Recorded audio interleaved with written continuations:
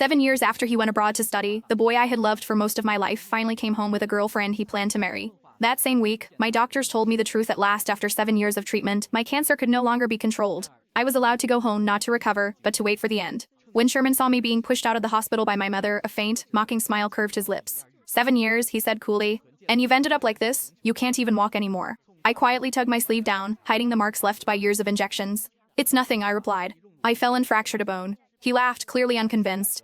In that case, he added casually, since I'm getting married, you can be one of my fiancée's bridesmaids. I can't, I said, managing a thin smile. I'll be leaving soon. Very far away. I asked my mother to take me home. Not long after, Sherman's mother arrived. She stood awkwardly in my room, hesitation written all over her face. Nina, she began, voice unsteady, I need to ask you something. She didn't have to say it. I already knew. 7 years ago, on the day I was diagnosed, she had rushed into my hospital room before I even understood what cancer meant. While I was still crying in fear, she knelt in front of me and begged. Please don't tell Sherman, she said. He's about to leave the country. If he knows, he'll give up everything for you. Don't ruin his future. She asked me to break up with him to stage a betrayal so convincing that he would leave without hesitation.